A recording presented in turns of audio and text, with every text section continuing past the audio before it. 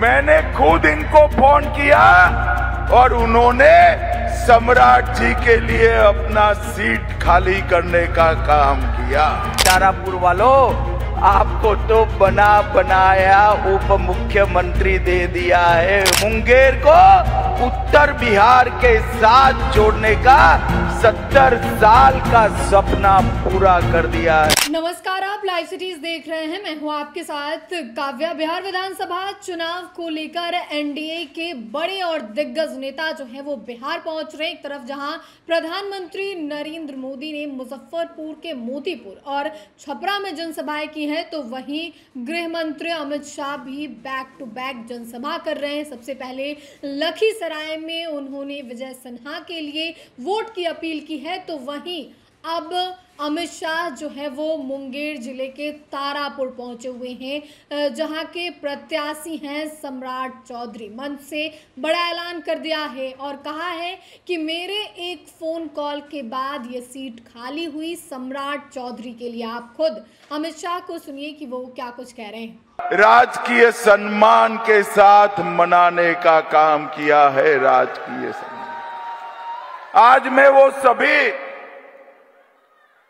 सभी 34 वीरों को मनपूर्वक प्रणाम करना चाहता हूं। भाइयों बहनों, अभी सम्राट चौधरी ने कहा कि वो यहीं बड़े, यहीं पले, यहीं जन्मे, उनका जन्मस्थान था। मगर यहां पर स्थानीय विधायक भी थे। जरा खड़े हो जाइए विधायक जी। मैंने खुद इनको फोन किया और उन्होंने सम्राट जी के लिए अपना सीट खाली करने का काम किया। आने वाले दिनों में सम्राट चौधरी यहां से विधायक बनकर जब पटना जाएंगे, मैं अभी बिहार में हर जगह जा रहा हूं, जहां जा रहा हूं वहां लोग कहते हैं कि साहब हमारे विधायक को मंत्री बनाने की काम करिएगा। मगर हमने तारापुर वालों आपको तो बना बनाया उप मुख्यमंत्री दे दिया है। उप मुख्यमंत्री। और आप भरोसा रखिए, सम्राट जी को प्रचंड बहुमत से जिताइए।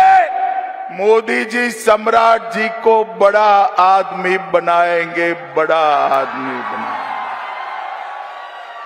भाइयों बहनों, सम्राट जी ने अभी सितंबर महीने में ही तारापुर में 176 करोड़ की 14 योजनाओं का उद्घाटन और शिलान्यास किया है। मैं आपको बताना चाहता हूं कि 2005 से 14 तक यहां सुशासन बाबू का सिंगल इंजन था। 14 से 25 तक डबल इंजन की सरकार बनी और पूरे बिहार का कायाकल्प करने की शुरुआत हुई। मुंगेर के लोगों का सालों से सपना था कि गंगा पर एक पुल का निर्माण हो। जंगल राज वालों ने इस पुल को अटकाया था और मोदी जी ने श्री कृष्ण सेतु को पूरा करने का काम कर मुंगेर को उत्तर बिहार के साथ जोड़ने का 70 साल का सपना पूरा कर दिया है। भाइयों बहनों, ये आरजेडी और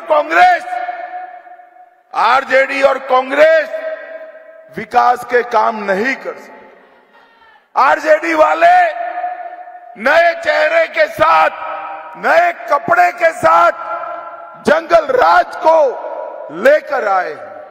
हम मुंगेर और तारापुर को विकास का कॉरिडोर बनाना चाहते हैं, मगर गलती से आ गए तो मैं याद कराना चाहता हूं।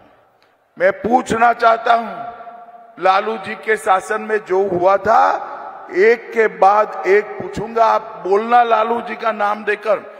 12 नरसंहार किसके शासन में हुआ था भाई? जोर से बोलो, किसके शासन में? लक्ष्मणपुर बाथे कांड किसके शासन में हुआ? सोनारी नरसंहार किसने कराया?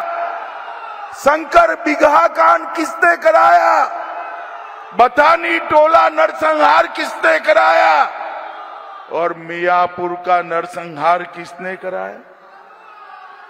ये लालू जी के शासन में, राबड़ी के शासन में खून, अपहरण, फिरौती, ये बहुत बड़ी इंडस्ट्री बना था।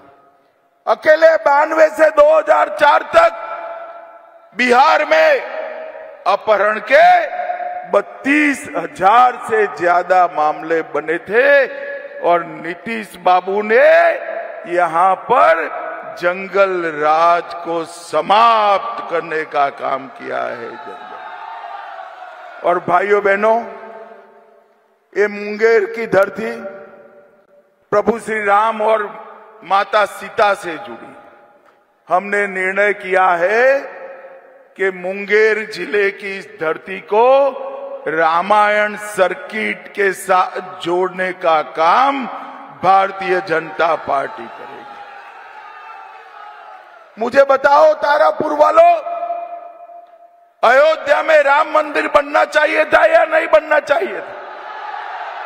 अरे ऐसे नहीं भाई, जरा दमखम के साथ बताओ, अयोध्या में राम मंदिर बनना चाहिए था या नहीं बनना चाहिए था?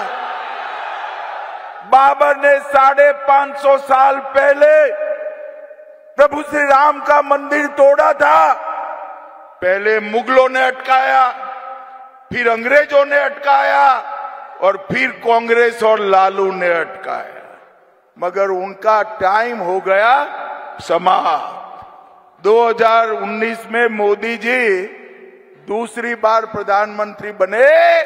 मोदी जी ने राम मंदिर का शिलान्यास भी किया और प्राण प्रतिष्ठा कर जय श्री राम कर।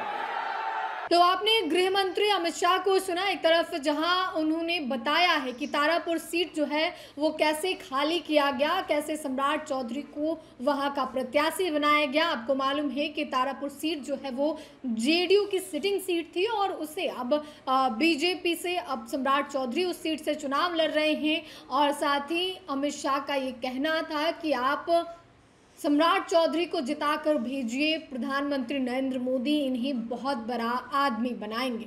तो अमित शाह ने मन से ऐलान कर दिया है, बताया है कि तारापुर में क्या कुछ काम हुआ है, आगे क्या कुछ होगा आने वाले 5 सालों में, इसका भी जिक्र अमित शाह ने किया है। अब देखना होगा कि आगे क्या कुछ होता है। चुनावी महीने में काफ़ी कुछ ऐलान और वादे किए जा रहे हैं। फिलहाल के लिए इतना ही। साथ ही चैनल को सब्सक्राइब करें, फेसबुक पेज को लाइक करें। वीडियो देखने के लिए आपका धन्यवाद।